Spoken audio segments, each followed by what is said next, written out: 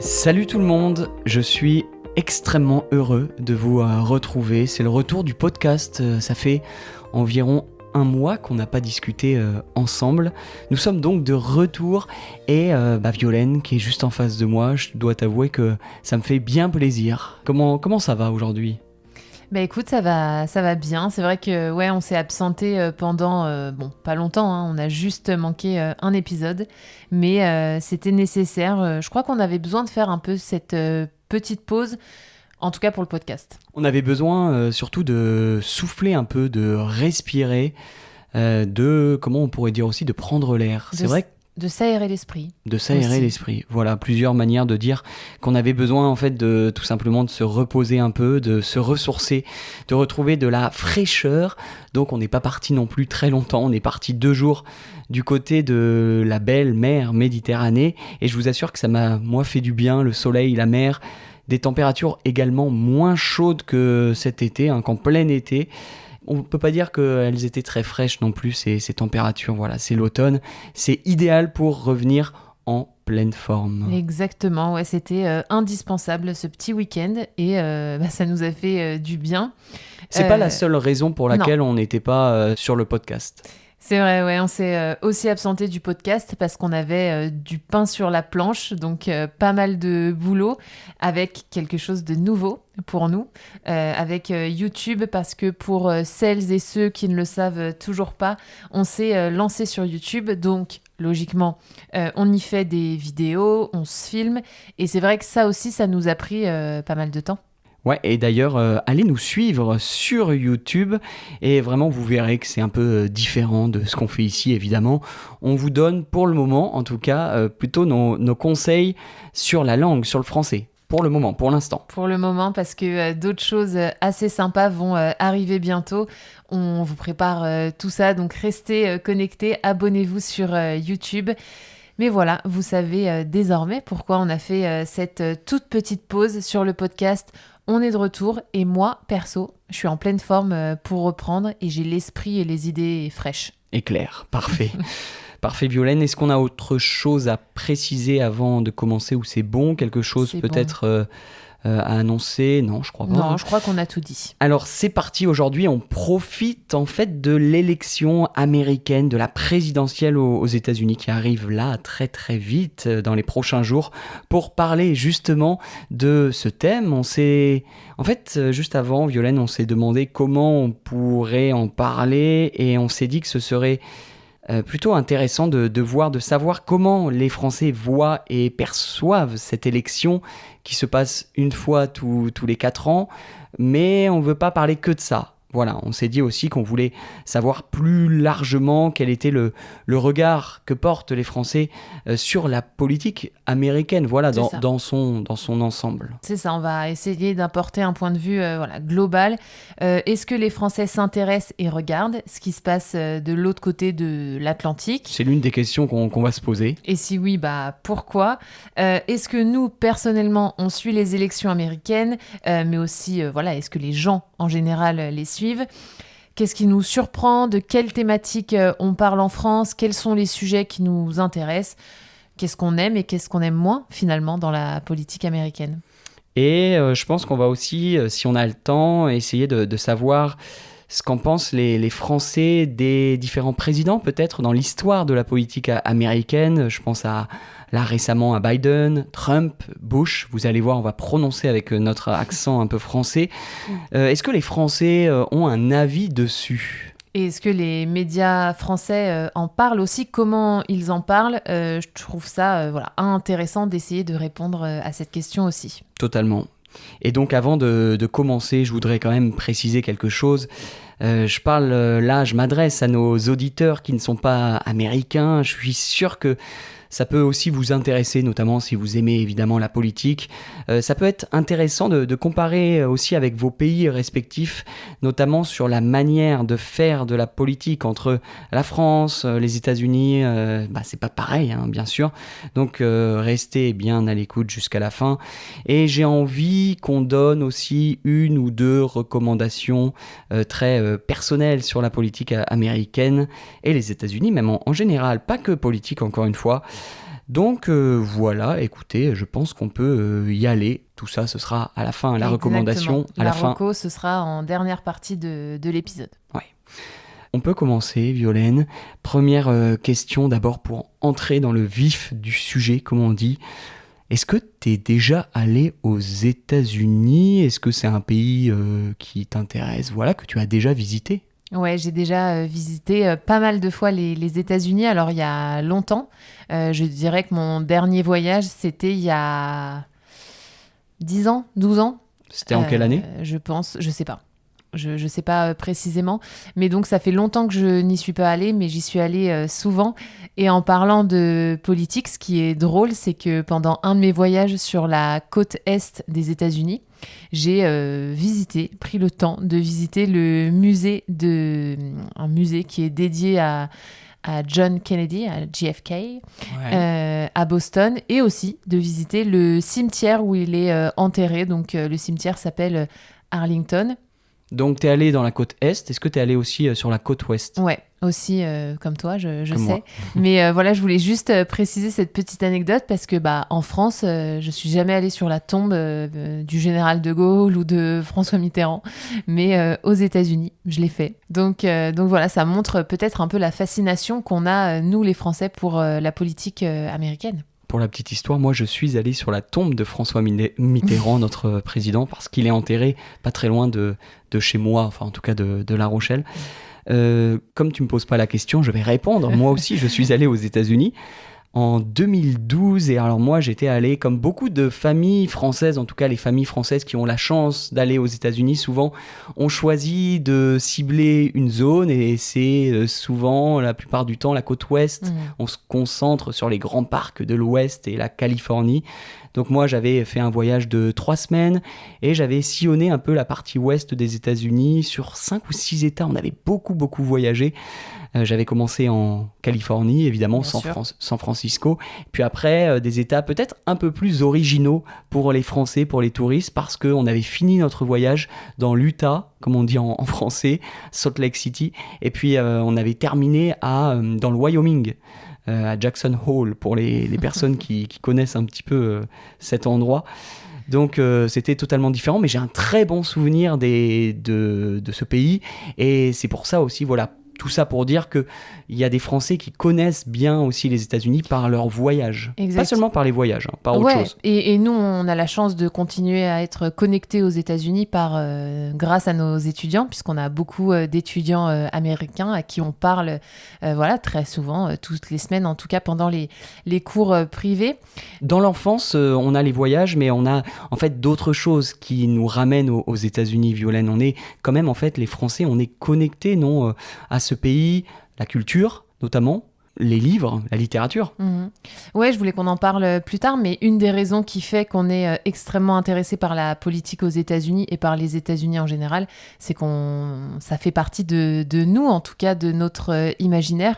On a grandi, je pense, avec les États-Unis, avec les images des États-Unis, comme tu dis. T'as un exemple ? Non, j'ai pas d'exemple en particulier, mais juste les films, les films cultes des années 80, des années 90, les séries, tout le soft power des États-Unis nous a contaminés aussi en France, et on est biberonnés aux États-Unis depuis qu'on est petit. Moi, je me souviens, le premier film que j'ai vu, c'est Star Wars, la saga Star Wars, la guerre des étoiles. Donc déjà, on était imprégné de la culture américaine. Un autre film aussi que j'ai vu, Maman, j'ai raté l'avion. Bien sûr. Ça, c'est les États-Unis. Voilà, pour moi, quand je pense aux États-Unis, mon enfance, et les États-Unis aussi des années 90. Il y a les bouquins, la musique. Ouais, plein de choses. Et les séries, surtout dans les dernières années, qui ont un impact hyper fort et qui sont hyper suivies en France. Je pense à plein de séries. Je pense notamment à Stranger Things, qui a un impact fou en France et qui a ramené cette mode, cette nostalgie des années 80 aux États-Unis. Ça nous l'a ramené aussi en France. Donc voilà. Donc on baigne, comme on dit, on baigne dans la culture américaine depuis l'enfance. Maintenant, si on parle de politique américaine, il y a aussi des souvenirs liés un peu à l'enfance. Finalement, là, on est en pleine période électorale, mais depuis tout petit, moi, j'ai tendance à croire et à penser que on s'intéresse à la politique américaine depuis notre plus jeune âge. Quel est ton premier souvenir, toi, lié à la politique américaine ? Le tout premier souvenir, je crois que c'était le duel entre Bush, je crois que c'était Bush Junior, et Al Gore. Je me souviens, c'était en 2000 et à l'époque j'avais 9 ans et on écoutait à la radio française avec ma mère qui m'amenait à l'école. Les résultats, il y avait pas une polémique, mais il y avait une incertitude sur les résultats pendant plusieurs mois. Donc tous les matins, en allant à l'école, on écoutait le journal comme ça. Donc je me souviens de ça. Je dirais que c'est mon premier souvenir de la politique américaine. Et comme on pourra en parler tout à l'heure, mais comme la plupart des médias français soutiennent plutôt les démocrates, j'ai toujours ce souvenir, j'avais 9 ans, mais d'entendre cet espoir de vouloir qu'Al Gore soit président. Je ne sais plus s'il était vraiment démocrate, mais en tout cas, il n'était pas évidemment républicain et plutôt dans l'aile gauche de la politique américaine. Et voilà, pendant plusieurs mois, j'ai entendu ça. C'est mon premier souvenir à 9 ans, c'est tôt quand même. Et moi, peut-être, le premier président dont je me souviens, c'est Bush, comme toi, mais peut-être pour une raison différente. C'est avec le 11 septembre 2001 qui, évidemment, a mis sur le devant de la scène Bush et tous ses discours prononcés pour lutter contre le terrorisme. Mais moi, le vrai premier souvenir que j'ai, je vais le dire rapidement, c'est évidemment l'élection de Barack Obama en 2008, donc la première élection. Évidemment. Et donc j'avais que 14 ans et je me rappelle qu'avec ma meilleure amie, on avait fait une soirée américaine, parce que pour nous, en fait, faut peut-être le préciser, quand nous, on est en France, le résultat des élections américaines, c'est en pleine nuit. Et donc, on avait veillé tard la nuit pour voir le résultat définitif et l'élection de Barack Obama. T'as raison de dire qu'il y a ce décalage horaire, parce que je pense à l'élection suivante, qui était celle de 2016, où pareil, on avait, là c'était l'état de choc ou la surprise pour plein de gens, mais moi je me souviens pas de 2012, que j'avais moins suivi, mais de 2012 c'était la réélection de Barack Obama, et donc 2016 l'élection de Donald Trump. Voilà, je parlais de celle de 2016, et là pareil, le soir c'était un dimanche soir, je crois. Non, je me trompe. Je suis pas du tout sûr. Non, bon, bref. Mais le soir, en tout cas, des élections, je me couche avec cette information et les médias français, en tout cas, je suivais les médias français qui commençaient à dire que Hillary Clinton était élue, en tout cas, allait être élue, était sur le point d'être élue, et que Trump perdait. Et je me suis couché avec cette info-là. Et le choc le lendemain matin, quand je me suis réveillé, le choc, encore une fois, la surprise, la sidération, parce que l'alerte que j'avais reçue sur mon téléphone qui était posée sur ma table de nuit, c'était tout le contraire. C'était finalement Trump devient, je sais plus le combienième, 44e, je sais plus, président des États-Unis. Exactement. Et là, on était tous surpris. Ouais, et moi je me rappelle que j'avais fait une insomnie cette nuit-là, donc j'avais pas réussi à dormir et j'avais donc vu le résultat en direct. Je crois que c'était à 3h ou 4h du matin. Ouais. Voilà. Quel souvenir. C'était déjà il y a 8 ans. Ça passe vite. Juste, donc, est-ce qu'on peut dire du coup que les Français s'intéressent donc à la présidentielle, aux élections présidentielles américaines et plus largement à la politique américaine? Est-ce que ça nous intéresse dans le pays? Oui. Je parle pour moi, je pense que toi aussi, mais je parle pour moi, mais je parle pour les gens en général. Je pense que vraiment, au moment d'une présidentielle américaine, tous les yeux sont braqués sur cette élection quand on est depuis la France. Nous, nos médias sont hyper présents aux États-Unis, donc les journalistes français sont envoyés spéciaux aux États-Unis à cette occasion. Tu sais que cette année, il y a, je crois, 25 journalistes qui partent là pour les élections, juste une chaîne française, une chaîne privée, 25 journalistes. C'est énorme. C'est énorme pour un pays étranger. Et il y en a pas mal qui viennent avant pour faire des reportages, pour nous montrer l'ambiance sur place. Donc évidemment, à l'approche de l'élection, il y a énormément de contenu, donc on est braqué dessus. Et tu confirmes ce que je dis ? Je confirme totalement. Là, rien que, par exemple, hier, on a vu une émission à la télé publique, des émissions de débat pour parler de l'élection là à venir. Avant-hier, c'était pareil. Dimanche aussi. C'est le soir en direct à 21h. C'est le dimanche après-midi. Sur toutes les chaînes, on parle que de ça. Et même là, par exemple, si je prends mon téléphone, si j'ouvre l'application Le Monde, c'est en une. C'est en une, vraiment, on parle que de ça. C'est en première page, il y a plein d'articles différents. Donc voilà, forcément, les médias en parlent beaucoup. Donc les Français, les gens s'intéressent, regardent, lisent un minimum. Et alors, on a parlé des raisons, on a parlé du fait que voilà, on était connectés aux États-Unis via nos souvenirs, via la culture, tout ça. Je pense qu'il y a d'autres raisons qui font qu'on est passionné par la politique aux États-Unis. Bon, bah déjà, c'est la première puissance mondiale, inutile de le rappeler. Donc, évidemment, quand il y a une élection, ça va plus ou moins, enfin, à minimum, au moins un petit peu influencer notre quotidien et le quotidien du monde entier. Donc, évidemment, il y a cette raison. En autre raison, je crois que la France aime regarder ce qui se passe aux États-Unis parce que on évolue avec l'idée que ce qui se passe aux États-Unis va arriver tôt ou tard en France. Et donc on regarde pour savoir un peu ce qui potentiellement peut arriver en France. Est-ce que tu es d'accord avec moi ? Je partage ton point de vue. On a tendance à croire que il y a comme un décalage entre ce qui se passe aux États-Unis et ce qui pourrait ou ce qui pourra se passer plus tard en France. Il y a quand même une forme de parallèle qui est fait entre les deux pays, entre les deux actus. Alors je ne sais pas si les États-Unis est un modèle pour les Français, mais c'est un modèle en tout cas pour une partie des activistes français, parce qu'il y a des thèmes qui souvent se passent aux États-Unis et qui arrivent 2-3 ans plus tard en France. Je pense notamment à la question des violences policières. On en a beaucoup parlé aux États-Unis, puis quelques temps après, ça arrive en France. En tout cas, on s'inspire parfois de ce qui se passe outre-Atlantique. Ouais, bien sûr. Je pense aussi au féminisme, ou en tout cas aux droits des femmes, aux représentations des minorités. Ou au racisme, tout simplement. Racisme, voilà, où la France et les activistes français prennent pour beaucoup exemple sur les États-Unis, sur les solutions qui sont apportées, sur les débats qui sont menés, sur comment ils sont menés. Voilà, sur ça, on prend pas mal d'exemples. Donc évidemment, on est encore une fois fasciné sur certaines thématiques par ce qui se passe.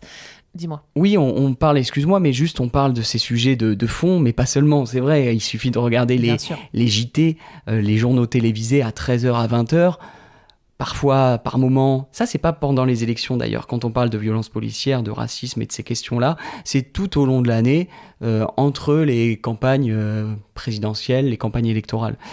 Mais, pour être honnête, on parle pas du tout que des sujets de fond. On parle aussi beaucoup d'anecdotes, de choses anecdotiques, et ça marche, notamment depuis Trump.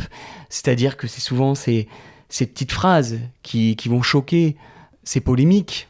Ça, on en parle de plus en plus. En tout cas, ça inonde les journaux, l'actu française. Et en plus, il y a les réseaux sociaux. Dès qu'il y a une frasque un peu de Trump, on va ouvrir Instagram, on va ouvrir Twitter et on va voir la vidéo 1000 fois. Donc c'est un jour une blague, un jour une gaffe et les fake news. Donc c'est ce sujet des fake news qui revient sans cesse aussi dans les médias français, qui sont décortiqués par les journalistes français. Je ne sais pas comment ça se passe aux États-Unis, je ne regarde pas, et vous qui nous écoutez, qui habitez là-bas, peut-être pourront nous le dire, mais est-ce que dans les médias américains, on relève toutes ces phrases et on essaye de les décortiquer, de les vérifier? Mais je sais qu'en France, il y a même des médias qui ont inventé des sections pour essayer de déconstruire ces fausses infos. Exactement. Ça me fait penser à une reco que je donnerai à la fin sur ce sujet. Ça marche. Et Nathan, on va parler des différences juste après entre les deux systèmes, entre le système français et le système américain. Mais imaginons si les Français devaient voter là, pour l'élection présidentielle américaine qui arrive. Est-ce que tu sais ce qu'ils voteraient majoritairement ? J'ai vu ça en préparant l'épisode. Ouais, sans surprise, les Français sont plutôt du côté démocrate. Parce que déjà, les gens de gauche en France ne voteraient absolument pas pour quelqu'un du parti républicain aux États-Unis. C'est considéré comme trop à droite. Mais ensuite, même les gens à droite en France, centre-droit ou droite républicaine, comme on dit en France. Alors là, on mélange les mots, attention, ça confond avec le nom du parti aux États-Unis, mais je sais que je connais des gens qui votent à droite en France et qui ne voteraient pas républicain ou qui ne voteraient encore moins pour Trump aux États-Unis et qui préféraient mettre leur bulletin dans l'urne, même si c'est un peu différent aux États-Unis, mais qui préféreraient donner leur voix aux démocrates aux États-Unis. Donc je pense, pour répondre à ta question, que peut-être 70%, 80% des Français voteraient pour le Parti démocrate, donc Biden ou... Donc là, Kamala Harris. Je crois que tu as exactement la bonne statistique. Je crois que si on faisait l'élection maintenant, en France, 14% des Français voteraient pour Donald Trump. Donc c'est rien. c'est pas énorme. C'est pas énorme. D'autant qu'en France, la droite et l'extrême droite sont assez puissantes. Quand on voit que là, l'extrême droite en France a fait un gros score récemment, ça veut bien dire que parmi les électeurs de Marine Le Pen ou de Jordan Bardella, du Rassemblement national en France, très peu, une minorité voterait pour Trump aux États-Unis. Et ça me m'étonne pas, parce que j'ai déjà vu en France des gens dire par exemple que Trump était fou, alors même que ces gens votent peut-être pour l'extrême droite en France. Donc ça me surprend pas. Ça me surprend pas, puis Trump, comparé à Marine Le Pen, Trump, il est vraiment hors norme dans sa manière d'exercer la politique. Il sort complètement des lignes et du modèle traditionnel, alors que Marine Le Pen reste assez traditionnelle, calme. Voilà. Plus classique, plus traditionnelle. Dans sa manière de faire de la politique. Donc ça m'étonne pas qu'il y ait un écart entre le vote extrême droite en France et de droite en général, et le vote qu'on donnerait à Donald Trump. Mais en même temps, en France, je sais pas ce que t'en penses, mais j'ai l'impression qu'il y a quand même une américanisation de la société, en tout cas de la vie politique française. Et quand même, depuis 10, 15 ou 20 ans, on a de plus en plus de personnes comme ça qui peut-être s'inspirent du show à l'américaine, avec des débats qui sont un peu plus enflammés, avec des meetings ou des réunions qui sont plus tournés vers le show. Nous, traditionnellement en France, quand même, souvent, il faut le dire, les meetings ou les réunions politiques, c'est souvent ennuyeux, un peu chiant, pour dire le mot de manière plus familière. Alors oui, il y a une américanisation de la société et donc de la politique. Nous, on en a déjà parlé plein de fois dans ce podcast. Mais en même temps, les personnalités politiques en France restent quand même un peu toutes sur le même modèle. C'est des personnes qui ont fait des grandes écoles, qui ont travaillé pour la plupart dans des ministères.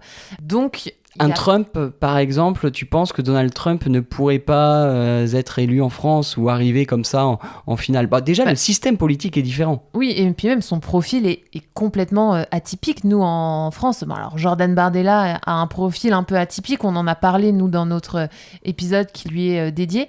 Mais ça n'a rien à voir avec Trump. Non, et puis dans les débats entre les candidats, moi j'ai l'impression qu'aux États-Unis, il y a plus de place pour les attaques personnelles, pour parler de la personnalité de quelqu'un, pour l'attaquer sur son passé, sur, je sais pas, même son physique, ses relations amoureuses. Ou nous, en France, même des candidats qu'on pourrait identifier et qui pourraient nous faire penser comme ça à Trump, juste parce qu'ils ont des idées politiques qui se rapprochent. Tu vois, je vois pas Bardella s'attaquer comme ça à la personnalité d'un candidat, d'un opposant, d'une personne en face qui ne serait pas d'accord avec lui sur les idées. On va rester pour le moment, je pense, 90% du temps, on va rester sur des attaques de fond. On va parler du programme, des idées. C'est très très vrai. Très très vrai, même si la vie privée des hommes et des femmes politiques prend de plus en plus de place dans les médias. Et c'est ce qui interpelle dans, je trouve, le traitement médiatique de la politique américaine des élections par la France, par les médias français. C'est qu'en fait, les journalistes, les experts même de la politique américaine, on les voit à la télé, ne comprennent toujours pas, même des années après, pourquoi il y a quelqu'un comme Donald Trump à la tête du pouvoir. Il était président et peut-être qu'il sera de nouveau président. Ça, ils ont toujours du mal et s'étonnent de cette réussite, mais tout simplement, je pense, parce qu'aux États-Unis, il n'y a pas le même système politique. Aux États-Unis, il y a 2 partis politiques, en gros. Donc on peut avoir quelqu'un comme Trump en finale, au dernier tour. Nous, en France, il n'y a pas une polarisation comme ça. On n'a pas 2 camps qui s'opposent. On a plein de petits partis. Et j'imagine mal, mais peut-être que ça arrivera, quelqu'un comme Trump arriver juste au 2e tour de l'élection présidentielle. On a l'extrême droite, mais je parle là de la personnalité. Et tout à l'heure, on parlait des journalistes et de la surprise que ça a été pour les journalistes et pour les Français de voir Trump élu en 2016. Mais en fait, je crois que ça a été une surprise pour beaucoup, parce que je pense que l'arrivée de Trump au pouvoir, en fait, il représente une Amérique que jusqu'alors, les Français ne voulaient pas voir ou ne voyaient pas ou ne connaissaient pas. Tu vois, on connaissait, nous sûrement, l'Amérique, des grandes villes, plutôt progressiste et démocrate. En tout cas, c'est ce qu'on voyait dans les séries, dans les films. Et donc, c'est vrai que ça a été un peu une surprise pour ça. Et c'est aussi pour ça que les journalistes ont du mal à comprendre la réussite de Trump. Ouais, tu parles de l'Amérique citadine, de New York, de Los Angeles, mais c'est pas que ça, hein, les États-Unis. Et sur ça, je trouve qu'on peut faire d'ailleurs un parallèle intéressant entre la France et les États-Unis. Il y a aussi cette forme d'opposition un petit peu entre l'Amérique citadine et l'Amérique rurale, la France aussi des campagnes, la France des villes. Je pense aussi à d'autres thèmes comme... c'est pour ça qu'on fait, on se comprend quand on regarde ce qui se passe aux États-Unis. On se comprend, nous, les Français. Il y a aussi la question des services publics qui ferment ou qui ouvrent. Les usines, tout ça. Dans le cœur des États-Unis, je sais qu'il y a ces questions, ces problématiques-là qui se posent. Et finalement, ça ressemble à ce qui se passe en France. Ouais, et en fait, quand j'y pense et quand j'en parle avec mes étudiants, on dit tout le temps que la France et les États-Unis, c'est deux pays qui sont extrêmement différents. Mais en fait, je crois qu'on se ressemble plus qu'on ne le pense. Et malgré toutes les différences, les enjeux, c'est les mêmes. Et on est presque attiré magnétiquement par ce qui se passe aux États-Unis. Bon, il y a quelque chose que les Français ne comprennent pas toujours, c'est le système quand même du collège électoral, des grands électeurs. On oublie parfois en France que c'est pas comme justement chez nous, on ne vote pas directement pour le président. C'est une élection indirecte aux États-Unis. Il faut élire des grands électeurs. Moi, un truc qui me fait rire quand même, je sais pas ce que t'en penses, mais j'ai l'impression que tous les 4 ans en France, il y a beaucoup de spécialistes des États-Unis. On est tous spécialistes des États-Unis. Les gens ne vivent pas aux États-Unis, ne connaissent pas bien les problématiques qui se passent là-bas, et on a tous un point de vue sur la question. Ouais, c'est très drôle. On devient tous un peu des experts. On se met à savoir quels sont les swing states, donc les États pivots. Je crois que ça se dit comme ça en français. Les États indécis, les États balance. On dit même le mot anglais. On dit swing state. On se dit quel vote doit gagner Trump. Est-ce qu'il doit avoir le vote des latinos en Floride pour gagner? Qu'est-ce qui va faire en fait pencher la balance? On est tous des experts. On est tous des experts. Moi, j'entends parfois des gens qui s'expriment sur le fait de savoir si Trump doit aller en prison ou pas quand il y avait un procès, quand il était accusé. Peut-être qu'il l'est encore, j'ai même pas suivi. Mais on devient tous comme ça des experts de déjà la vie politique américaine, mais aussi du système judiciaire américain, de la loi américaine, du droit pénal. C'est toujours très drôle. Donc on est attaché en fait, on est passionné par ce qui se passe de l'autre côté de l'océan Atlantique. Et moi ce qui me surprend pendant les élections américaines, c'est la place de l'argent dans les campagnes, la place des dons qui sont faits par des grandes entreprises ou d'un espèce de mécénat. Voilà, le sujet est assez décomplexé, alors que en France, c'est nous extrêmement encadré. Et quand il y a des soupçons de financement illégal ou de financement un peu bizarre, douteux en France, ça se termine devant la justice. Ouais, t'as raison. En France, de toute façon, on a des dépenses électorales qui sont beaucoup plus cadrées, régulées, encadrées même par la loi. Un chef d'entreprise, une grande fortune française ne peut pas donner autant d'argent comme ça pour un candidat. C'est illégal. Donc le rôle de l'argent est totalement différent, on n'est pas le même. Ça, c'est ce qui choque depuis la France. Il y a moins de moyens, en fait, en France. Les campagnes électorales sont moins longues pour nous en France et elles sont moins spectaculaires. Tout à l'heure, tu parlais de show, mais c'est vrai que certains meetings, notamment, je pense à certains meetings d'Obama, c'était des shows avec des concerts, des artistes internationalement reconnus. Voilà, nous, en France, pour ce côté argent qui est extrêmement encadré, ça n'arrive pas. Non, ça n'arrive pas du tout. Ça, c'est vrai que ça n'arrive pas. Moi, il y a autre chose qui me fait sourire. Et je ne sais pas si je suis admiratif de ça, pour le côté positif ou négatif, mais c'est beau en même temps. C'est le patriotisme qui est mis dans les meetings. À chaque fois, alors les meetings, encore une fois, on utilise ce mot pour parler de ces grande réunion avec le candidat qui arrive et qui parle devant une foule. Oui, des réunions publiques. C'est pas des meetings d'entreprise. Non. Réunions publiques. c'est de voir à chaque fois qu'il y a l'hymne américain qui est chanté. Et puis, ces drapeaux américains partout, nous, ça, c'est rare. C'est rare. De plus en plus rare. En tout cas, les drapeaux français, l'hymne, surtout l'hymne français chanté, je crois que ça arrive. Hein. J'avoue que je ne suis pas un spécialiste de ces grandes réunions publiques en politique, mais ça, c'est toujours fascinant et je crois que ça fascine les Français aussi.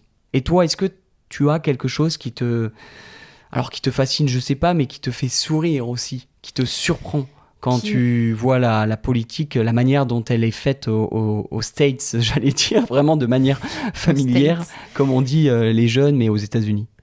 Il y a une chose que j'aime bien aux États-Unis, je trouve qu'on n'a pas en France, tu vois, c'est hyper particulier.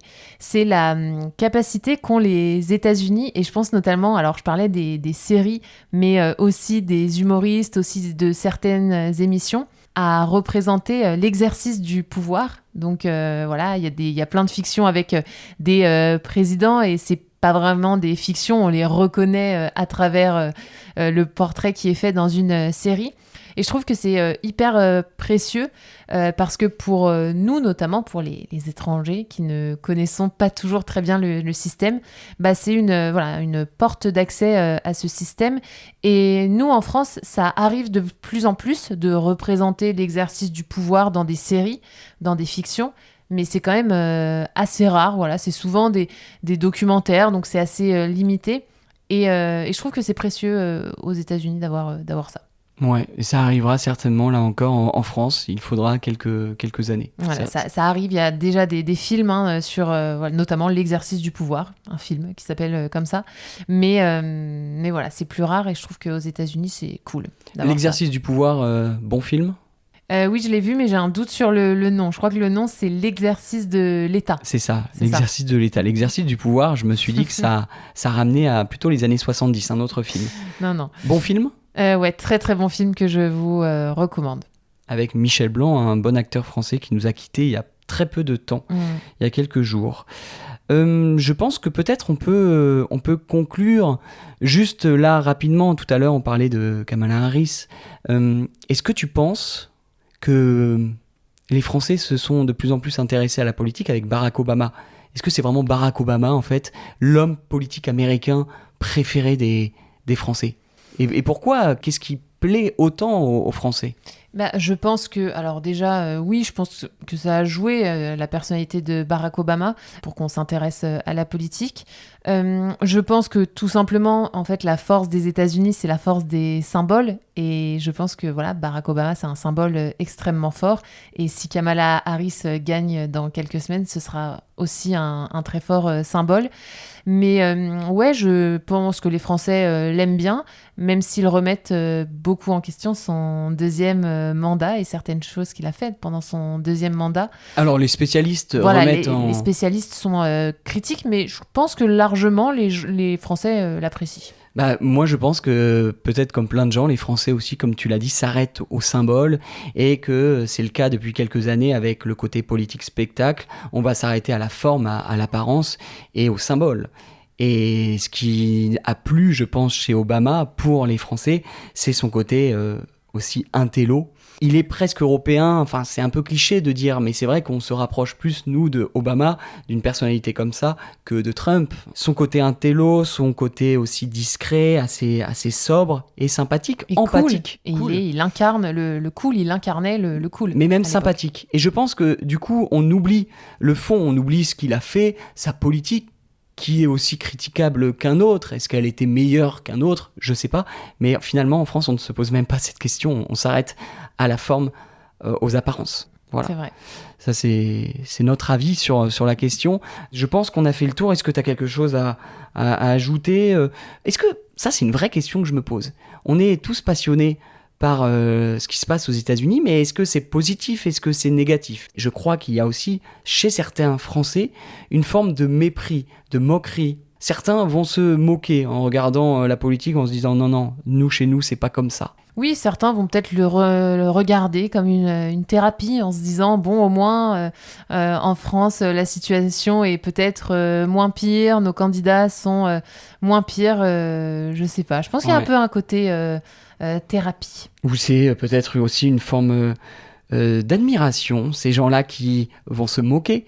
Peut-être finalement ils admirent et ils aimeraient aussi être un électeur américain pour participer à ce spectacle qui est quand même, moi je trouve, formidable. Moi, c'est ce que j'aime bien quand il y a une élection américaine, c'est que évidemment, moi je scroll les Twitter, notamment le jour de l'élection, donc je défile mon feed.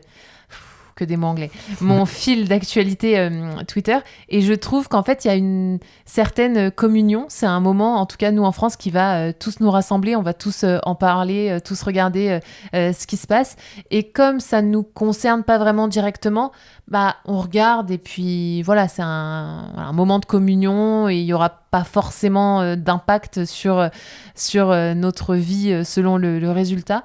Donc ça, c'est un moment de réunion que j'aime bien. En novembre. On est d'accord. Pour moi, il y a 2 périodes électorales, sincèrement, je dois dire la vérité. C'est la période française, la campagne française qui a lieu tous les 5 ans. En mai, et celle aux États-Unis qui a lieu tous les 4 ans. Exactement. Donc on suit plus la politique américaine que française, finalement, dans l'ensemble d'une vie.